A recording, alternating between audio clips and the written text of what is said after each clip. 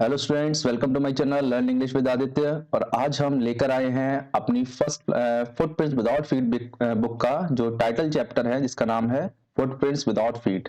Means हमारी book का भी यही टाइटल है और आज हमारे लेसन का भी यही टाइटल है। तो ये बहुत अच्छी एक नॉवल है। उस नॉवल का एक पार्ट है जिसको एच जी वेल्स ने लिखा है। एच जी वेल्स एक्चुअल में ये एक बहुत फेमस राइटर हैं। और एच जी वेल्स को माना जाता है कि ये साइंस फिक्शन लिखते हैं। ये साइंस फिक्शन लिखने के लिए बहुत फेमस है। साइंस फिक्शन लिखते हैं। इनकी जो बुक है, ये इसका नाम है the invisible man. Okay, the invisible man का ही एक पार्ट है ये वाला लेसन, फुटप्रिंट्स विदाउट फीट। तो इसमें एक साइंटिस्ट है जिसके बारे में, ग्रिफिन जो साइंटिस्ट है उसके बारे में बताया गया है। तो चलिए इसको स्टार्ट करते हैं। बहुत इंटरेस्टिंग लेसन होने वाला है ये आपका। तो इस लेसन में स्टोरी है ग्रिफिन की, जो कि एक साइंटिस्ट था। और ये ध्यान रखें, ग्रिफिन कैसा पर्सन था। ये एक लॉलेस पर्सन था। इसकी कुछ कैरेक्टरिस्टिक्स हैं। लॉलेस पर्सन था। लॉलेस पर्सन का मतलब होता है जो लॉ को ना माने, है ना। एक होता है लॉ अबाइडिंग, नियम कानून मानने वाला, एक होता है नियम कानून को ना माने। तो ये लॉलेस पर्सन था। सेकंड, एक्सेंट्रिक था। एक्सेंट्रिक होता है सन की टाइप का, है ना। तो ये एक्सेंट्रिक था, सन की टाइप का था। तो ग्रिफिन साइंटिस्ट जो था, ग्रिफिन स्टार्टिंग जो हमारे इस लेसन की होती है, तो लंदन में कुछ जो बॉयज थे वो कुछ घूम रहे थे किनारे एक घर के पास। तो वो देखते हैं कि घर की स्टेप्स पर, सीढ़ियों पर क्या होता है, कुछ पैरों के निशान बनते हैं। घर की स्टेप्स पर कुछ पैरों के निशान बनते हैं, लेकिन वो निशान दिख तो रहे थे लेकिन कोई पर्सन नहीं दिख रहा था। और वो निशान डाउनवर्ड्स आ रहे थे, ध्यान रखना, सीढ़ियों से नीचे उतर रहे थे। तो वो लड़के बड़े सरप्राइज आते हैं कि ये निशान किसके हो सकते हैं। वो लड़के फॉलो करते हैं उन फुटप्रिंट्स को बड़े अट्रैक्टिव होकर। तो अट्रैक्ट होकर जब उसको फॉलो करते हैं तो धीरे धीरे धीरे धीरे वो क्या होता है, फेड होते जाते हैं और फाइनली वो गायब हो जाते हैं निशान। तो ये निशान किसके थे, ये फुटप्रिंट्स विदाउट फीट, इसीलिए लेसन का नाम है फुटप्रिंट्स, होता है पैरों के निशान। विदाउट फीट मींस बिना पैरों के। दैट मींस बिना पैरों के और पैरों के निशान। तो एक्चुअल में पर्सन तो था, ग्रिफिन था और इसके पैरों के निशान बन रहे थे, लेकिन वो दिख नहीं रहा था। तो बताया जाता है कि ये निशान किसके थे पैरों के। ये एक्चुअल में एक साइंटिस्ट था, ग्रिफिन, है ना, जो एक लॉलेस पर्सन था, जिसने एक ऐसी मेडिसिन इन्वेंट कर ली थी जो कि ह्यूमन बॉडी को ट्रांसपेरेंट बनाए। ध्यान रखना, ट्रांसपेरेंट। ट्रांसपेरेंट और इनविजिबल दो वर्ड होते हैं। ट्रांसपेरेंट मतलब होता है जिसके आर पार देखा जा सके, है ना, which can be seen through. इसका अगर हम वन वर्ड सब्स्टिट्यूशन करें तो इसका हो जाएगा which can be seen through, जिसके आर पार देखा सके। दैट मीन्स जो ग्रिफिन था ट्रांसपेरेंट था, ना कि इनविजिबल। हाँ, लेसन में कई बार इनविजिबल वर्ड का यूज हुआ है, लेकिन ध्यान रखेंगे ट्रांसपेरेंट एक्चुअल वर्ड है। ट्रांसपेरेंट का मतलब होता है उसके आर पार देखा जा सकता है और वो सॉलिड था। दैट मीन्स अगर हम उसको टच करेंगे तो वो टच हो जाएगा, जैसे कि ग्लास होता है। ग्लास ट्रांसपेरेंट होता है, इनविजिबल नहीं होता है। इनविजिबल का मतलब आप एयर में हाथ मारोगे तब भी कुछ हाथ नहीं आएगा। और ट्रांसपेरेंट का मतलब होता है आर पार दिख रहा है, लेकिन अगर आप उसको फील करोगे तो फील होगा। तो ग्रिफिन की बॉडी ट्रांसपेरेंट हो गई थी, लेकिन कंडीशन यही थी कि तभी ट्रांसपेरेंट हो सकती थी जब वो बिल्कुल अनकवर्ड हो, यानी कि बिल्कुल नेक्ड हो, उसके बॉडी पर एक भी कपड़े ना हो, तब उसकी बॉडी इनविजिबल होगी। तो ग्रिफिन ने सबसे पहले क्या किया, उसका जो लैंड ओनर था, जो घर का मालिक था, वो ग्रिफिन को कंटिन्यूअसली परेशान कर रहा था किराए के लिए। तो ग्रिफिन ने क्या किया, उसके घर में आग लगा दी और वहां से गायब हो गया इनविजिबल होकर। लेकिन प्रॉब्लम ये थी कि उसने जो टाइम चूज किया था वो बड़ा ही ऑकवर्ड टाइम था। दिसंबर या जनवरी का मंथ था ये, यानी कि जो कोल्ड सीजन था, बहुत ठंडा सीजन था और बिना कपड़ों के ग्रिफिन एडजस्ट नहीं कर पा रहा था। तो ग्रिफिन क्या करता है, सोचता है कि चलो कुछ कपड़े ले लेते हैं। तो बिग लंदन स्टोर, एक बड़ा शॉपिंग मॉल होता है, बिग लंदन स्टोर, यहाँ पर वो जाता है, चुपचाप से घुस जाता है। जब ये बंद होने का टाइम होता है तो चुपचाप से इनविजिबल होकर अंदर घुस जाता है। और अंदर जाता है। अंदर ग्रिफिन को वो सारी चीजें मिल जाती जिसकी उसको जरूरत थी। क्या क्या जरूरत थी, इसको बढ़िया से कपड़े मिल जाते हैं, क्लॉथ्स मिल जाते हैं, है ना। और क्या मिल जाता है, और इसको कुछ फूड मिल जाता है, हालांकि वो फूड ठंडा था, है ना। कुछ मीट मिल जाता है, कॉफी मिल जाती है और क्विल्ट्स मिल जाती है, रजाई। सर्दी का मौसम था तो आराम से खा पी कर वहां पर सो जाता है। और थोड़ी सी वाइन भी मिल जाती है अंदर। तो ये सब पीकर वहां पर सो जाता है। नेक्स्ट डे क्या होता है, जैसे ही लंदन स्टोर खुलता है तो जो वर्कर्स है वो वहां पर आने लगते हैं। ग्रिफिन ने एक्चुअल में अपनी बॉडी पूरी कवर तो कर ली थी, लेकिन प्रॉब्लम ये थी कि उसका जो हेड था वो अभी भी अनकवर्ड था। यानी कि हेड के ऊपर का जो सर का ये पोर्शन होता है, यहाँ फेस वाला, ये पोर्शन अभी भी उसका अनकवर्ड था, वो ढका हुआ नहीं था। तो जैसे ही वो देखता है कि कुछ लोग उसकी ओर आ रहे हैं, तो ग्रिफिन जान जाता है कि मेरी बॉडी का जो हेड है वो अभी भी इनविजिबल है, यानी ट्रांसपेरेंट है। तो वो तेजी से भागना स्टार्ट कर देता है। तो लोग नेचुरली उसका पीछा करते हैं, लोगों को लगता है कि ये बिना सर वाला आदमी कहां से आ गया। तो ग्रिफिन उनसे बचने के लिए फिर अपने अगेन कपड़े उतार देता है और फिर से वो इनविजिबल हो जाता है। अब ग्रिफिन थोड़ा सा दिमाग लगाता है और सोचता है कि उसे कुछ ऐसी चीज ढूंढनी चाहिए जिससे कि उसकी बॉडी का पूरा का जो फेस है ना, हेड वाला पार्ट, वो भी कवर हो जाए। तो अब ग्रिफिन जाता है ड्रूरी लेन। ड्रूरी लेन क्या है, ध्यान रखना। ड्रूरी लेन एक जगह है जहां पर थिएटिकल कंपनी के आर्टिकल्स मिलते हैं। थिएट्रिकल आर्टिकल्स मिलते हैं, यानी कि थिएटर वाले जो सामान होते हैं वो मिलते हैं, यानी कि नकली सामान। तो ग्रिफिन यहाँ भी वही करता है, इनविजिबल होकर एक शॉप में घुस जाता है और शॉप के अंदर जाकर बढ़िया से कपड़े पहनता है। वो क्या करता है, अपने हेड को विजिबल बनाने के लिए पहले तो एक कैप रख लेता है, ऊपर हैट रख लेता है। हैट, हैट से उसका जो हेड था वो विजिबल हो जाता है। इसके बाद वो क्या करता है, इसके बाद गूगल्स लगा लेता है, चश्मा लगा लेता है, इसकी उसकी आईज विजिबल हो जाती है। विजिबल से मतलब दिखने लगती हैं, आईज हैं। इसके बाद विस्कर्स लगा लेता है, विस्कर्स होता है मूंछें। इससे क्या होता है, उसके चीक्स विजिबल हो जाते हैं, गाल दिखने लगते हैं। इसके बाद फॉल्स नोज लगा लेता है, नकली नाक लगा लेता है, उसकी उसकी नोज विजिबल हो जाती है। और इसके बाद कुछ स्ट्रिप्स लगा लेता है अपने फोरहेड पर, फोरहेड पर यानी कि माथे पर, तो उसका माथा विजिबल हो जाता है। इस तरह से वो अपना फेस विजिबल कर लेता है। लेकिन अभी जो एक्चुअल जेन्युइन फेस था वैसा नहीं दिखता है उसका फेस। तो वो इस तरह से फिर वहां से बाहर निकलता है और बाहर निकलकर क्या करता है, वो जो शॉप ऑनर था उसके सर पर कस के पीछे से वार करता है और जितना भी उसका अमाउंट होता है वो सारा वहां से ले लेता है। अब चूंकि ग्रिफिन को लंदन में अनकंफर्टेबल फील हो रहा था, तो वो एक जगह है आइपिंग। आइपिंग एक विलेज है जो लंदन के पास ही है, वहां के लिए वो निकलता है। आइपिंग में जब ग्रिफिन पहुंचता है तो ये बड़ा ऑकवर्ड सीजन होता है, यानी कि बड़ा ही अजीब सीजन होता है आइपिंग के लिए क्योंकि सर्दियों में यहाँ पर अक्सर कोई घूमने नहीं आता था, ये ऑफ सीजन था। ये ऑफ सीजन था, लेकिन ग्रिफिन यहाँ पर आया था तो वहां के लोगों में ये बड़ा चर्चा का विषय बना था। ऊपर से ग्रिफिन शक्ल से बड़ा अजीब दिखता था। तो ग्रिफिन क्या करता है, मिसेस हॉल के यहाँ रूम हायर करता है, 2 रूम्स हायर करता है। तो ग्रिफिन जब मिसेस हॉल के पास जाता है तो मिसेस हॉल को एडवांस में ही पे कर देता है, ध्यान रखना, एडवांस में पे कर देता है।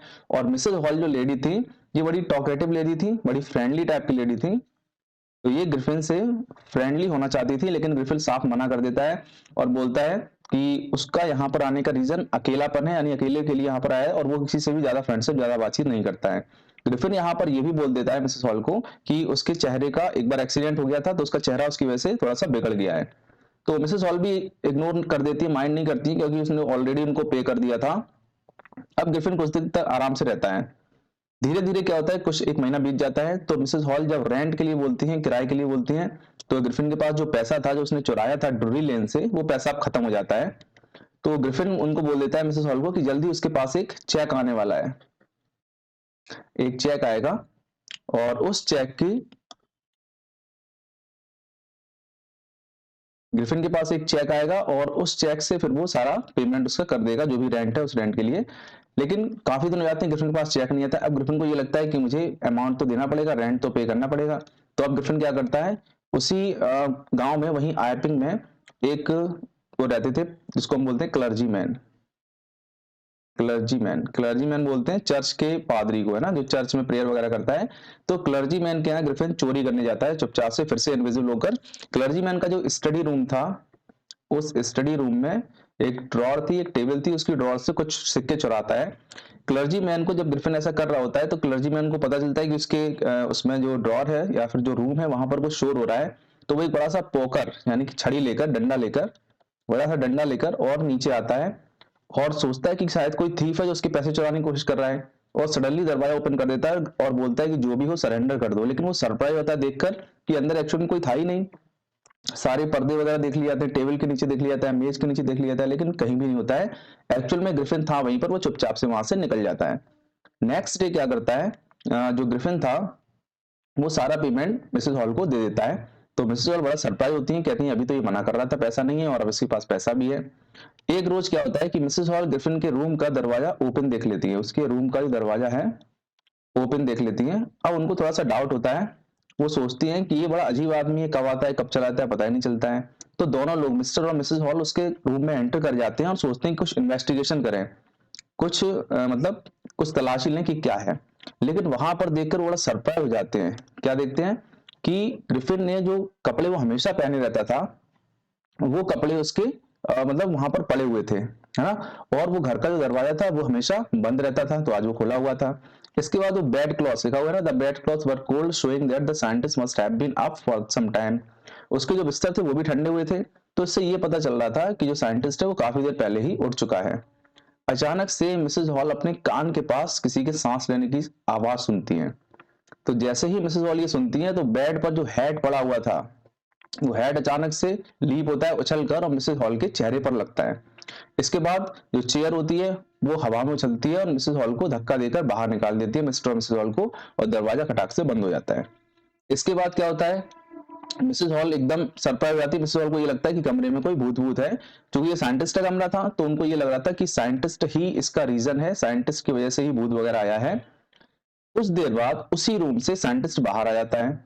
तो जब साइंटिस्ट बाहर आता है तो मिसेज हॉल बहुत गुस्सा होती हैं और कहती हैं कि ये बताओ तुम्हारे रूम में चल क्या रहा है, कि तुम्हारी जो रूम है उसमें जो चेयर थी वो एकदम अलाइव हो गई और तुम थे कहाँ अभी तक, तुम्हारे रूम का दरवाजा अंदर से बंद था, तुम अंदर कैसे पहुंचे, बहुत सारे क्वेश्चन करती हैं।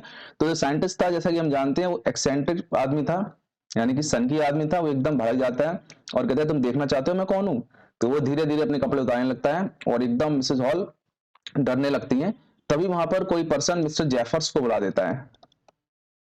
मिस्टर जेफर्स कौन थे, ये विलेज पुलिसमैन थे, विलेज कांस्टेबल थे ये। तो मिस्टर जेफर्स आते हैं, कोई कंप्लेन कर देता है इसके बारे में, तो मिस्टर जेफर्स आते हैं। तो मिस्टर जेफर्स भी सरप्राइज आते देखकर, क्योंकि ग्रिफिन ने अभी तक अपना जो हेड था या विस्कर्स वगैरह थी वो सब हटा दी थी, तो उसका हेड इनविजिबल हो गया था, ट्रांसपेरेंट हो गया था। तो मिस्टर जेफर्स देखते हैं कि ये पर्सन का तो सर ही नहीं है। फिर भी वो डिसाइड करते हैं कि कोई भी कुछ भी हो, हमें इसको अरेस्ट करना है, हमें ऑर्डर मिली अरेस्ट करने की, तो अरेस्ट करना पड़ेगा।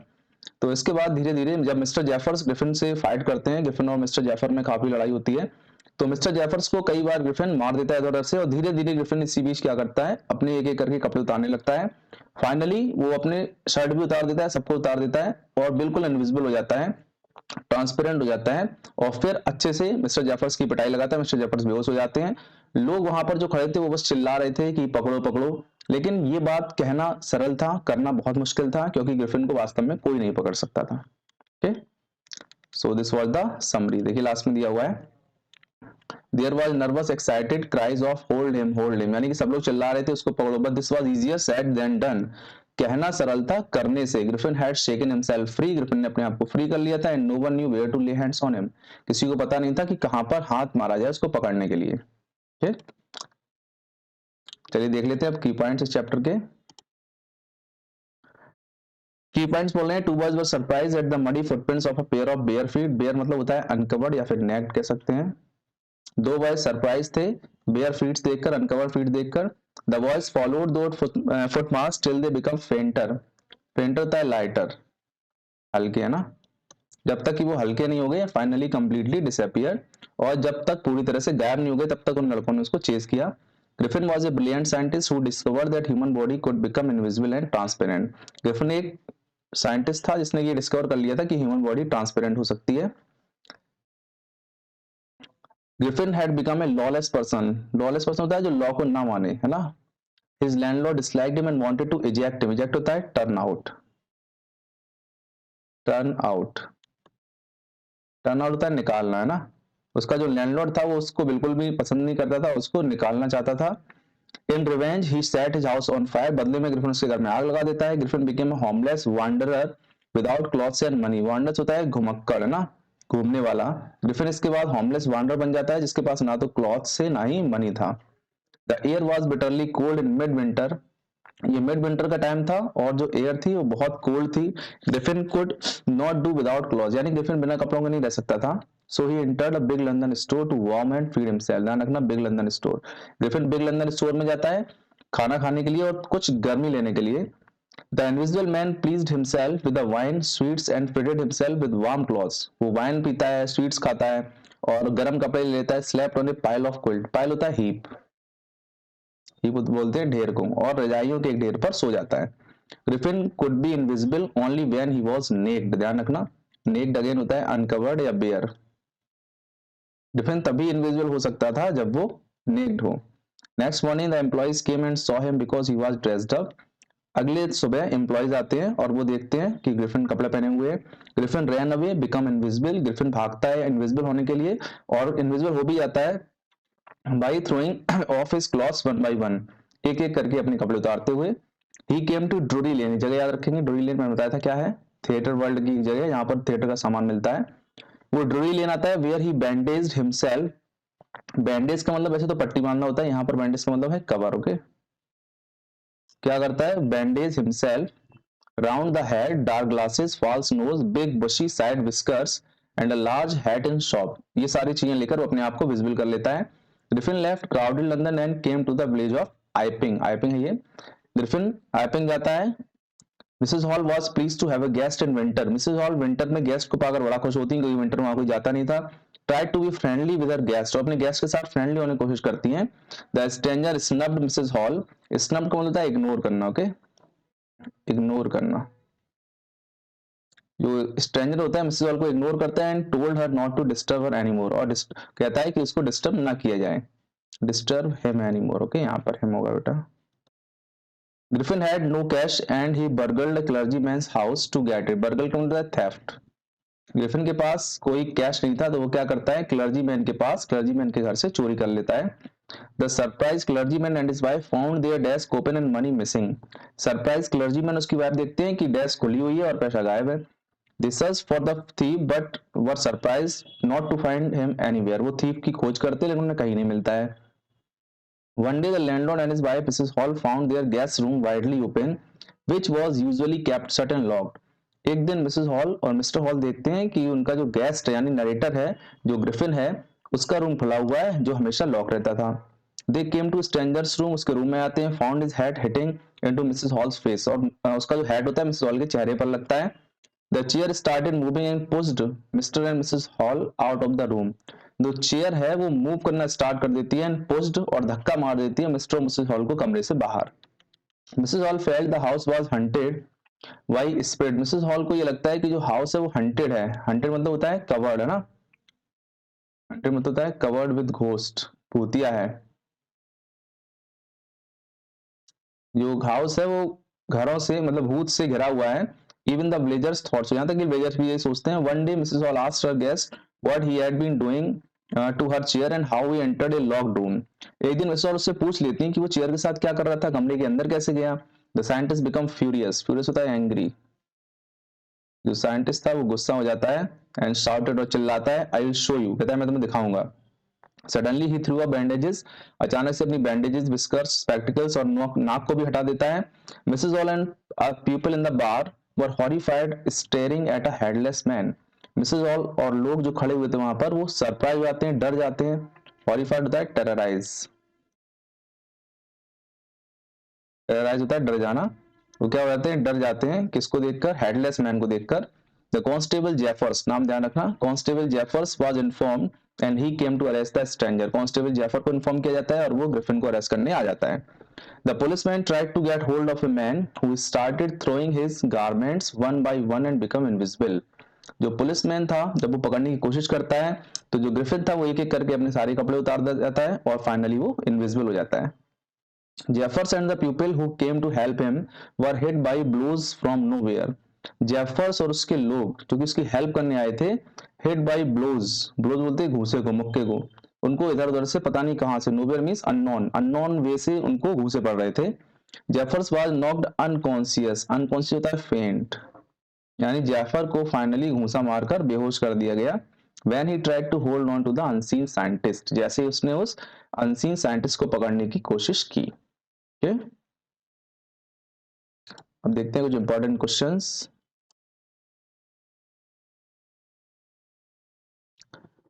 Why were the two boys in London surprise and fascinated, fascinate होता है अट्रैक्ट,